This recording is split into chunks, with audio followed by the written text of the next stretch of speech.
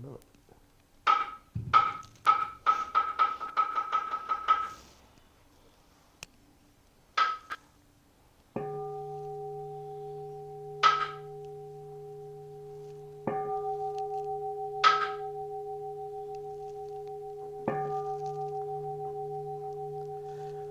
Om Mani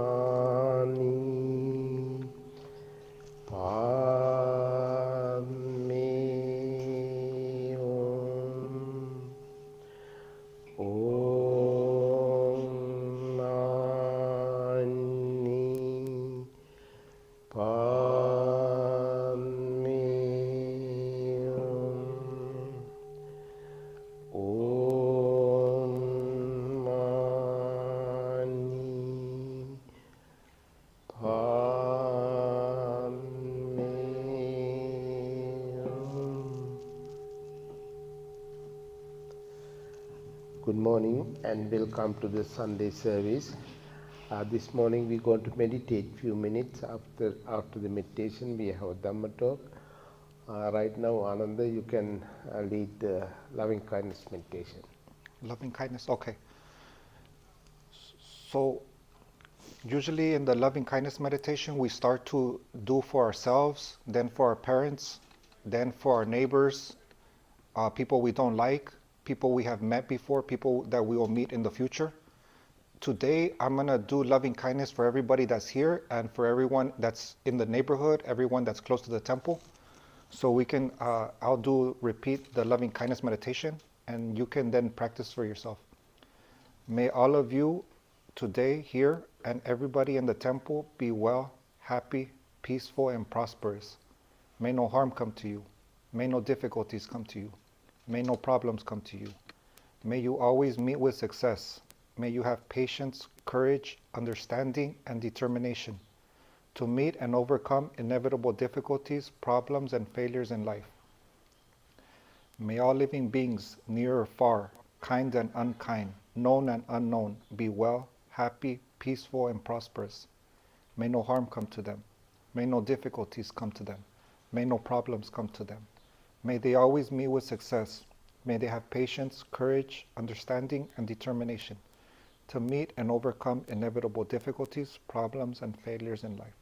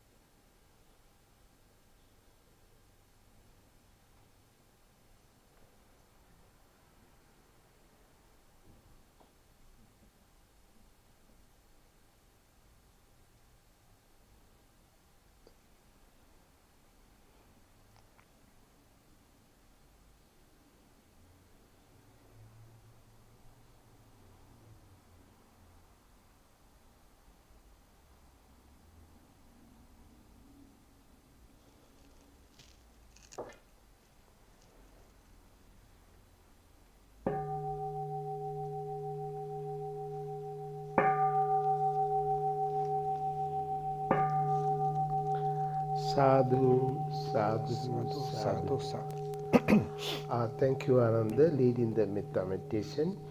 I like to say something about the Ananda. When I come to this temple 1988, I was just first Sunday. I don't remember exactly what day or anything.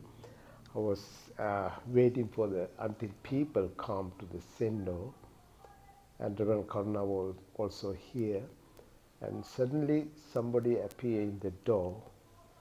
He's looking me, and he's a little bit surprised way looking me, and he asked, "Who are you? Are you a monk?" I say, "Yes." So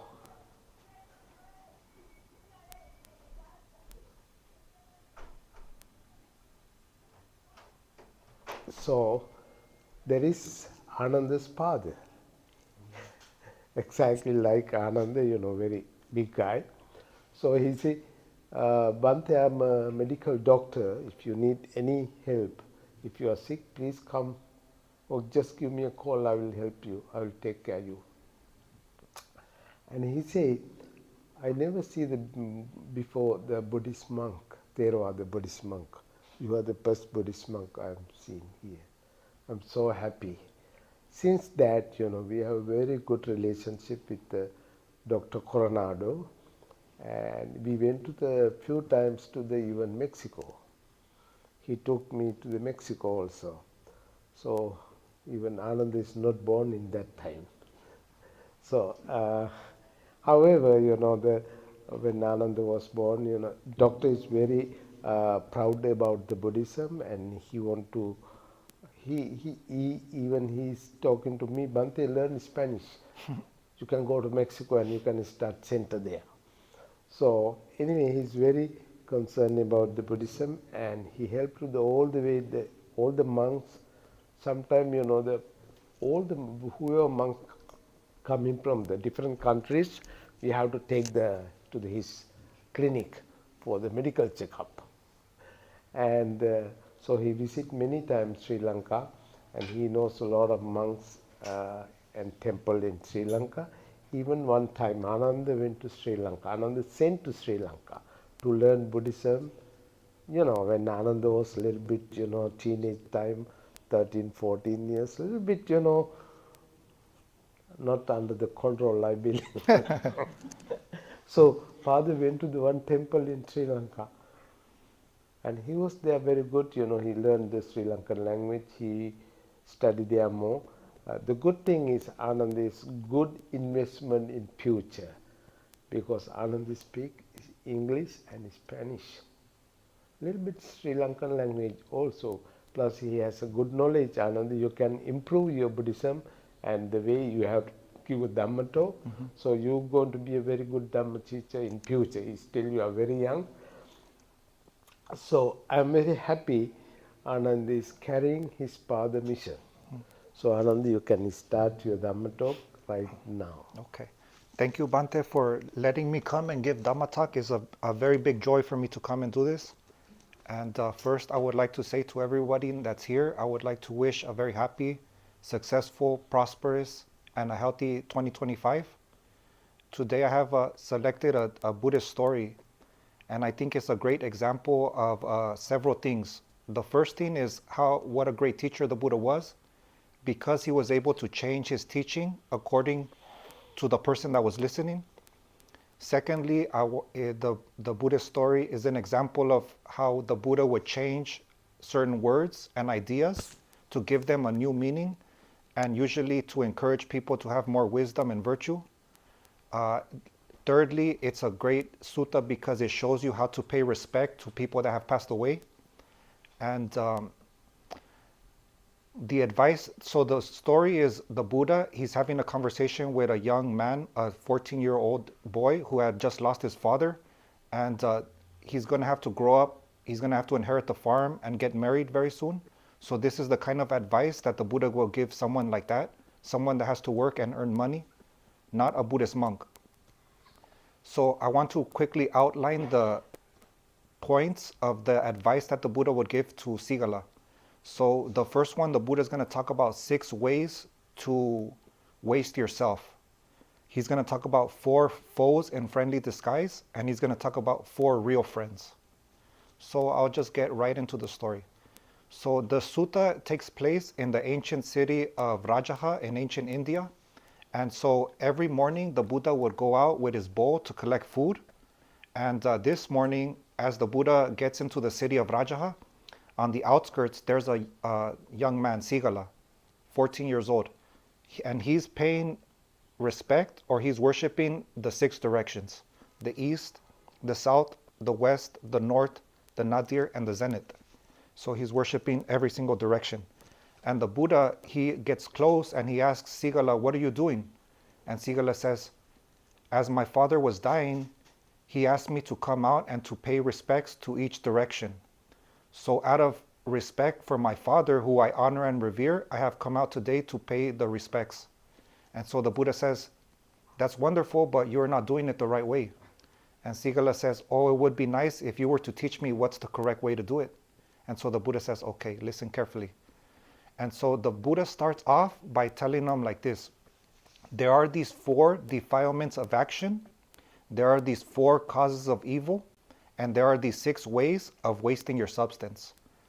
The first 4 defilements of action are killing, stealing, sexual misconduct, and lying. The 4 causes of evil are attachment, ill will, fear, and folly.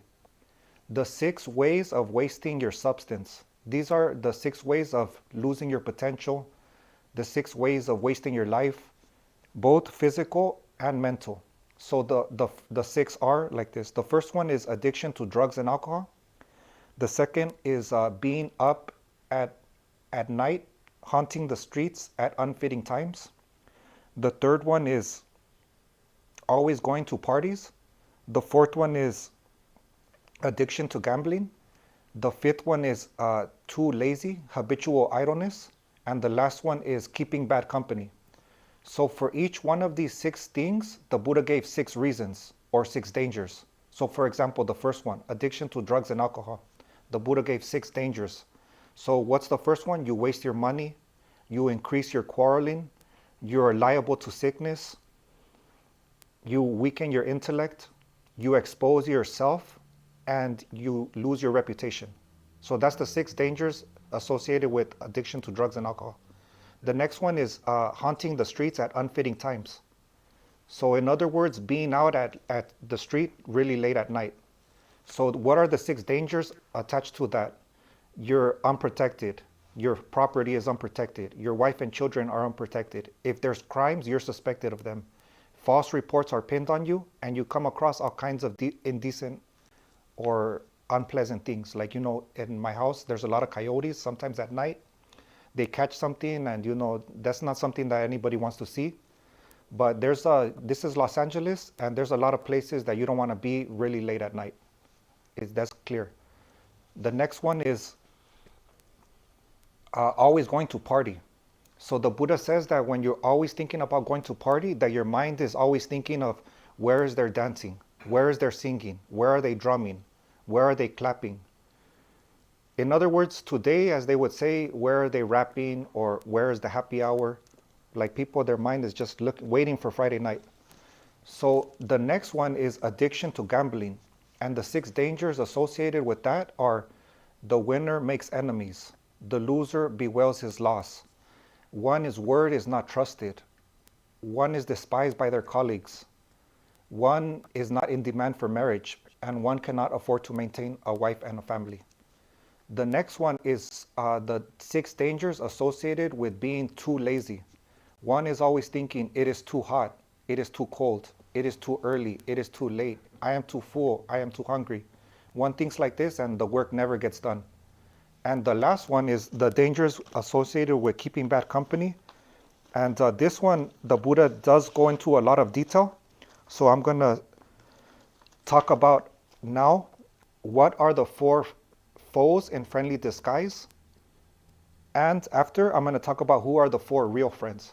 So the 4 foes in friendly disguise, you can look at it like a wolf in sheepskin. So what are these 4 people that are not really your friends? The man who is all take is one. The great talker is one. The flatterer is one. And the fellow spendthrift is one. So I think we can all like have experience of friends that are like this kind of. So who is the friend that is all take? And what are the 4 reasons? The Buddha gives 4 reasons for each one of these 4 good friends and 4 bad friends. So the one that is all take, the 4 reasons: he wants a lot for very little. What he must do, he does out of fear, and he seeks his own ends, and he takes everything. So I have friends like that. The great talker. So the great talker, he talks of favors in the past and in the future. He mouths empty phrases of goodwill, and when something needs to be done in the present, he pleads inability owing to some disaster. I have a friend who talks a lot, and because he talks a lot, he's always promising things. And when I talk to other friends, they're always like, yeah, he promised he was going to do a barbecue. Yeah, he promised he was going to fix, like, and I think, why don't you just be quiet?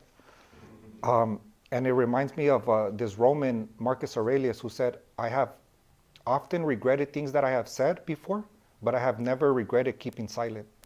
So silence is a virtue. The flatterer can be seen to be a false friend for 4 reasons. He assents to bad actions. He dissents from good actions. He praises you to your face, and he disparages you behind your back. And the spendthrift can be seen to be a false friend for 4 reasons. He is a companion when you indulge in strong drink, when you haunt the streets at unfitting times, when you frequent fairs, and when you indulge in gambling. And this is very important for someone if they have a lot of money and if they're very successful, because you're going to have a lot of friends and they're going to all come because they want to spend your money. So you have to be careful. These are actually not real friends. So next, the Buddha is going to tell this young man, Sigala, what are the real friends? And he says there are 4. The friend who is a helper, the friend who is the same in happy and unhappy times, the friend who points out what is good for you, and the friend who is sympathetic. The helpful friend has 4 qualities. He looks after you when you are inattentive. He looks after your possessions when you are inattentive. He is a refuge when you are afraid. And when some business is to be done, he lets you have twice what you ask for. You see, I have a lot of friends that are like this, but I have very few friends that are like this. The helpful friend can be seen to be a loyal friend. The friend who is the same in happy and unhappy. He tells you his secrets. He guards your secrets. He does not let you down in misfortune. He would even sacrifice his life for you. The friend who points out what is good for you. He keeps you from wrongdoing. He supports you in doing good. He informs you of what you did not know, and he points out the path to heaven. The sympathetic friend can be seen for 4 qualities. He does not rejoice at your misfortune. He rejoices at your good fortune. He stops others who speak against you, and he commends others who speak in praise of you. And so then the Buddha kind of gives him a little bit advice about money. He said to Sigala, you should divide your wealth in 4. 1 part you may enjoy at will. 2 parts he should put to work. The 4th part he should set aside as reserve in times of need. And finally, now the Buddha is going to explain what is the meaning of the directions and what is the way to properly respect the directions. So how does the disciple protect the 6 directions? These 6 things are to be regarded as the 6 directions. The east denotes mother and father. The south denotes teachers. The west denotes wife and children. The north denotes friends and companions. The nadir denotes servants, workers, and helpers. The zenith denotes ascetic and Brahmins. So each direction, it has the meaning. So for example, the east denotes mother and father. And there's a lot of symbolic meaning here. You have to read the commentary. So for example, the sun rises in the east, and the sun gives life to everything, to the plants, to the animals. And in the same way, our parents give life to us. So that's why the sun rising in the east represents your parents. And there's 5 ways that you should honor and respect your parents, and they should honor and respect you back. And if you fulfill these things, then the east is practiced, is respected. So what are the 5 ways in which one should honor their mother and father as the east? You should think, having been supported by them, I will support them. I will perform their duties for them. I will keep up the family tradition.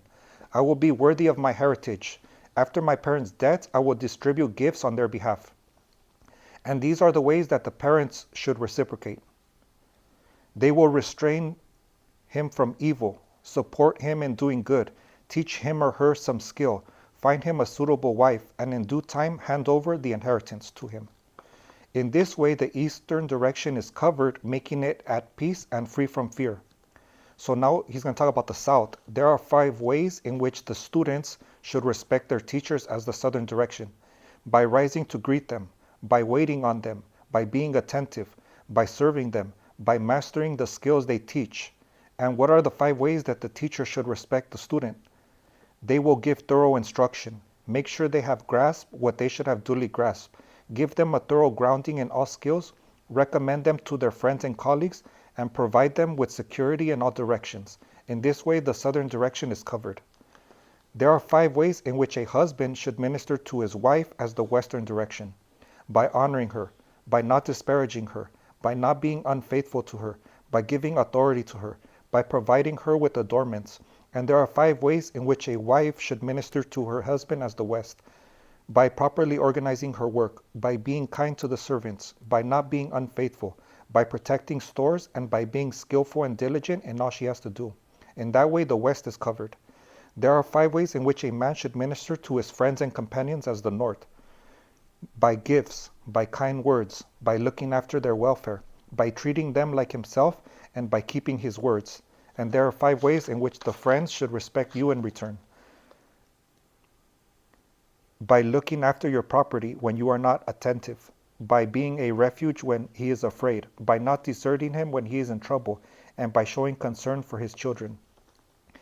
And so there are 5 ways in which a master should minister to his servants and work people. This is like someone, if you own a business, this is how you should treat the people who work for you. This is the nadir direction. By arranging their work according to their strength, by supplying them with food and wages, by looking after them when they are ill, by sharing special delicacies with them, and by letting them off work at the right time. And the workers should reciprocate. They will get up before, go to bed after, take only what they are given, do their work properly, and be bearers of his praise and good repute. In this way, the nadir is covered, making it at peace and free from fear. And so the last one, there are 5 ways in which a man should minister to ascetics and Brahmins as the zenith, to any holy priest, monk, guru, by kindness in bodily deed, speech, and thought, by keeping open house for them, by supplying their bodily needs. And the ascetics and Brahmins should reciprocate by restraining from evil, encouraging them to do good, be benevolently compassionate towards them, teach them what they have not heard, and point out to them the way to heaven. In this way, the zenith is covered. And so finally, I'll just fast forward. These things make the world go round, like the chariot's axle pin. If such things did not exist, no mother from her son would get any honor and respect, nor father either, as their due. But since these qualities are held by the wise in high esteem, they are given prominence and are rightly praised by all. So after the Buddha said this, Sigala said this: "Excellent, Reverend Gautama, excellent. It is as if someone were to set up what had been knocked down, or to point out the way to one who had got lost, or to bring an oil lamp into a dark place, so that those with eyes could see what was there. Just so the Reverend has expounded the Dhamma in various ways. May the Reverend accept me as a lay follower from this day forth, as long as life shall last." So that was the sutta, that was the advice that the Buddha gave to Sigala. It was very much ahead of its time, because back then, if you were to tell someone to respect the servants, to respect your wife, they would have, that would not have made sense to them. So it's also a great way to, because I lost my dad too, and I can honor my dad by making sure that I keep every single direction covered. And so I think it shows too that the Buddha was not just telling people, oh, you should become a monk and you should work to get Nibbana. He was telling people how to succeed in life, how to treat other people, and how to, like he says, these things make the world go round. So that's the story. Thank you very much. Thank you, Ananda. If you have any question, you can ask, any comment, you can discuss, anything. We have a little time. Yes. Thank you so much. You're welcome. For the talk. It's really a wonderful talk. And it's really interesting listening to all this, how absolutely modern it Yeah, is. yeah. How ahead of the time Very, very. the Buddha was. Right. It's so balanced about relationships and Yeah. et cetera, et cetera. Truly, truly is. Yeah, and I feel like this is the kind of advice that a father would give to his son. Right. So even the Buddha, he tells him, oh, son, you are not doing it the right way. Right. No, it's really kind of beautiful. It is beautiful It is beautiful. and modern. I mean, I remember reading once, and I always believed that someone said that the Buddha was probably the first very successful and knowledgeable shrink. Shrink?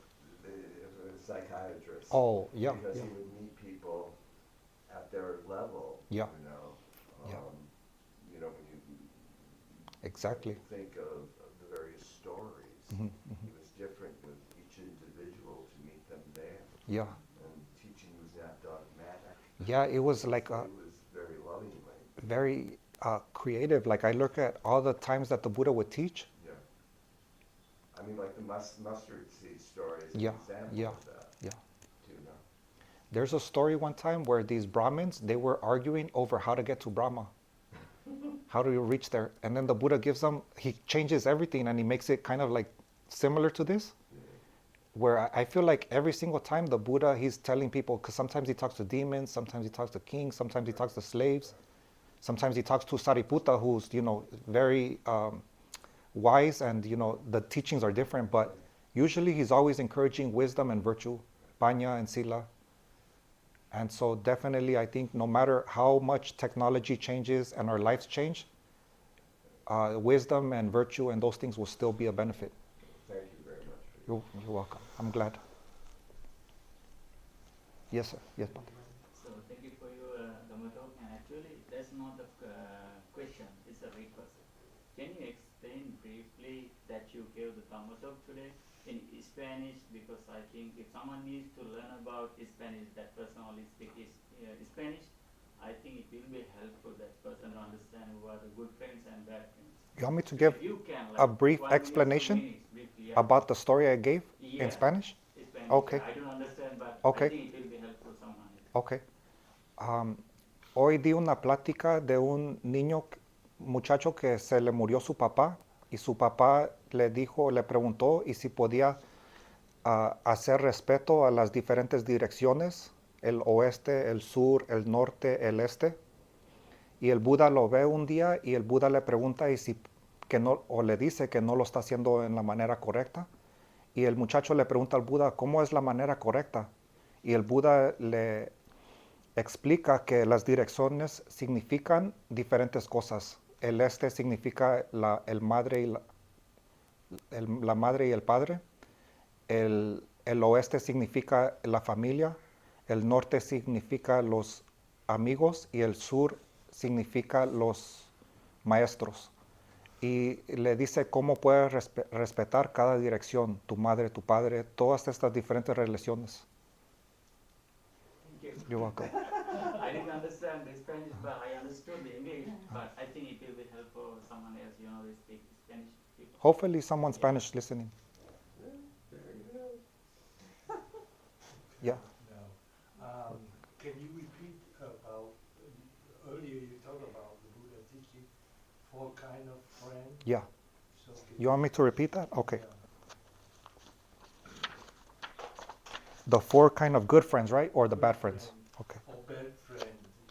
I think the Buddha always teaching the negative and positive. So just in brief. So these are the 4 kind of foes in friendly disguise. The man who is all take, the great talker, the flatterer, and the fellow spendthrift. These are not real friends. Who are the real good friends? The friend who is a helper, the friend who is the same in happy and unhappy times, the friend who points out what is good for you, and the friend who is sympathetic. Those are the 4 good ones. Oh, okay. That's very good advice. Very good advice. Yeah. Yep. And after that, you talk about direction. Mhm. Okay, so the east side is the Mother and east father. direction is for the Yeah. father and mother. What about the west side? That's for the family and the wife. Why then? I don't know the symbolic meaning. I was talking to someone about it, and they said if you were Asian, you would understand. What side is it? Family and wife, that's the West. The west? Yeah. Maybe because of water and emotions symbolize water. Uh, And the wife is, It could be. I think is open for interpretation. Mine was that because the sun sets in the West, I think like eventually like your children and your family will pass on what you taught them. That's good. So Yes. yeah. You have a question? I didn't catch what were the 6 Ways of wasting yourself? of the parties. Oh, okay. Yeah. So someone is always, their mind is like thinking, like as soon as Friday comes, where are they clapping? Where are they singing? Where are they dancing? Where are they playing the drums? Today, it's like, where is like Taylor Swift doing her tour, or, do you know what? Happy hour, yeah. Like where do they have happy hour? So, okay, I can read it for you if you want. So these are the 6 dangers attached to frequenting fairs. One is always thinking, where is their dancing? Where is their singing? Where are they playing music? Where are they reciting? Where is their hand clapping? Where are the drums? So when the Buddha says one is always thinking, I think the Buddha describes it like a sore, like these leopard sores. So when you scratch them, they feel good, right? But after you're done scratching, like there's an itch there and you need to keep scratching. So like when you're always thinking about party, like you have no peace, because then you're thinking about like where's the party? Where's the party? And it feels good, but as soon as you stop scratching, that itch is gonna come back. Yeah, just distraction. It's a distraction, and then you just open yourself up to all kinds of problems. Like the parties and stuff, there's like cops there waiting now to see who's drunk, and just Yeah. Thank you. yeah, that's why the Buddha, he knew about this long time ago. It's like, don't forget about happy hour, he said. People getting into trouble a long Yeah. time ago. Oh yeah, people having the wrong friends a long time ago. And yeah. Oh, thank you, Ananda. I You're really welcome. appreciate your talk today. Also, like, I just feel like I could have identified with all of these things in my own life, and I see them having played out Mhm. in my life, and being on both sides of it. Like now, more on the like wellness of it all, and I've also I just really could identify with the partying, because it was Yeah, something that yeah. was a part of my life for Right. a really long time. Right. So Yeah. in reflecting back, being older, I Mhm. see how I see exactly those ways that I did get into like problems and Mhm. the attachment to this wanting to be out, causing avoidance of things that I really needed to take care Yeah, of. yeah. So it's just everything kind of. I mean, and I also see myself in both spectrums of the friendships. Yeah, like, definitely. Right, Like right. I've been that person that I like give a false promise, like Yeah. yeah, because I probably didn't really like the person or something, so I shouldn't have said it. Yeah, yeah.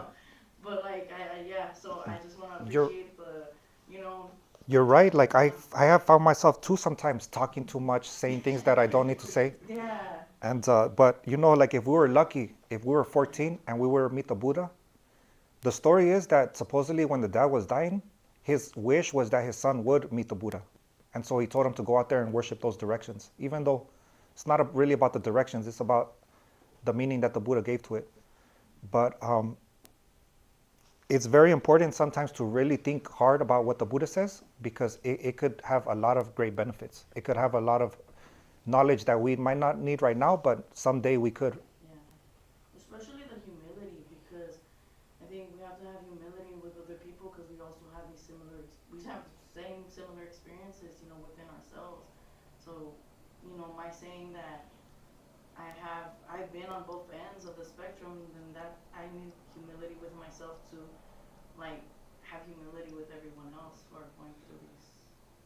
I'm talking out loud because I'm thinking out loud. I'm sorry. You're like the friend who talks too much right now. No, I'm just joking. I'm just joking. Yeah. Yeah, this is very good advice. Like Bhikkhu Bodhi, he called this one the Vinaya for the lay people. Vinaya means the rules of the monks. So he called it the rule for the lay people. Make sure that you treat your friends like this. Make sure that you're a good friend. Make sure that you treat your wife and your parents and your teachers like this. And this is like a social contract.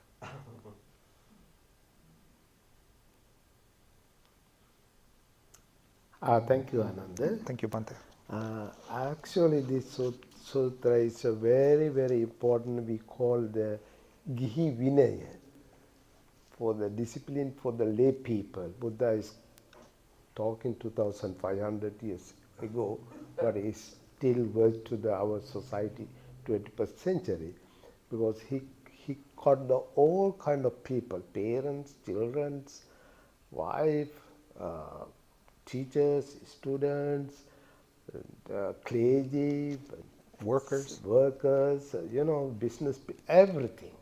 How to spend money, how to develop your economy, so many things he's talking in this sutra. That's why he mentioned about the Vinaya for the lay people. Yes, this is for basically this sutra is for the lay people. Yeah, all kind of discipline and everything, all kind of advice is very good for any countries, any people. You don't have to be a Buddhist. You don't have to be a Buddhist. It's good advice for everybody. So, of course, once you are 20s, 25, you don't understand these rules. So when you go to 30, over 35, you may understand more and more. Even when you go over 50, yes, you understand much more better than everything. It's not too late. Bhante, Yes. the first time I heard this story, I was in a North Hollywood temple, and someone said the story, and then one of the monks said, "That's what we teach the kids." And then one of the people there, "That's not for kids." So Ananda was a different temple. He was in one time North Hollywood temple. Yeah. Stayed there, learning Buddhism. And he's going to Dharma Vijay temple also in Crenshaw, and his father used to go there every weekend. I mean, twice a week he go there, practice meditation and everything. So Ananda, you are a very good person. Thank you, To Bhante. follow your father's step. Okay, Thank you have you to so much. you have to continue your Dhamma talk to the people, your Dhamma work. Any other question? It looks like no question, so it's okay. Just try to follow this advice. It's a very good one, especially for the friendship.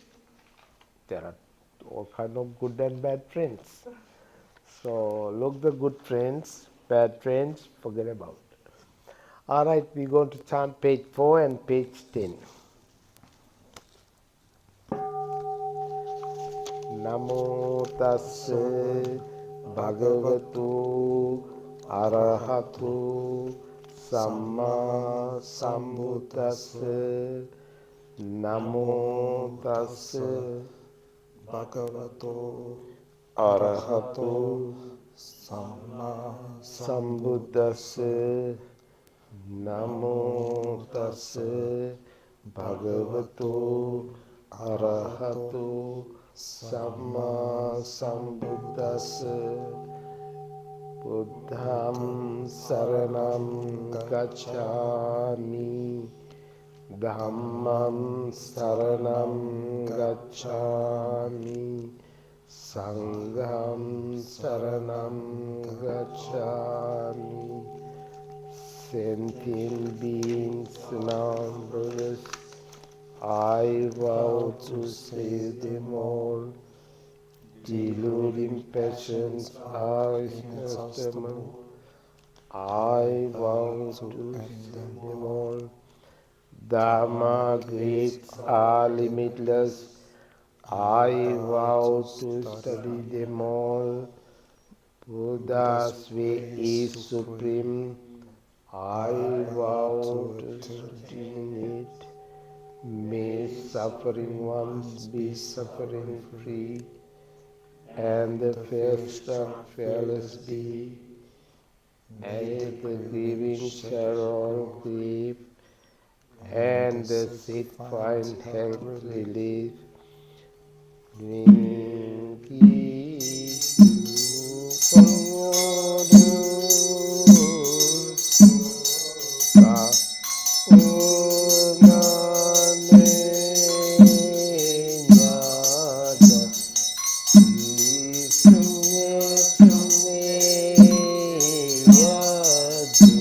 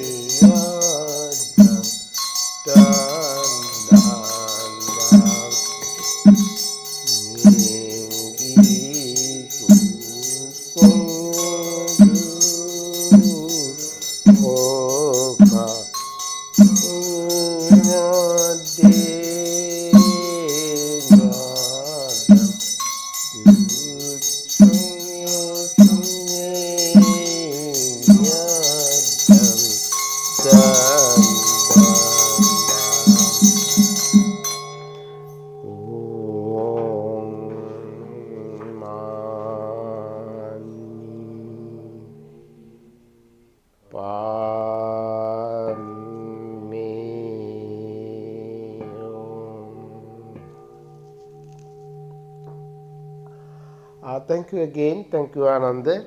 Thank you. Few announcements. Next Sunday, I think the last Sunday is 29th of the December. We do have a special blessing ceremony. Please come and join with us. I think we have tea and cookies also. I wish for everybody Happy New Year and Merry Christmas also. Because as like a Buddhist, we can say Merry Christmas, we can celebrate Christmas also, no matter whether you are whatever religion. So I remember we used to have a Christmas tree here, and we exchanged the gift whenever Karna living here. There are two Christmas trees. One is her apartment over there. One is in Anandha Hall, 2 houses down, and we have gift. People celebrate, Christmas. So that's good one, but we don't have right now. But we can say Merry Christmas for everybody. Thank you again being with us. By the power of the Buddha, Dhamma and the Sangha, you all be well and happy. Sadhu, sadhu, sadhu.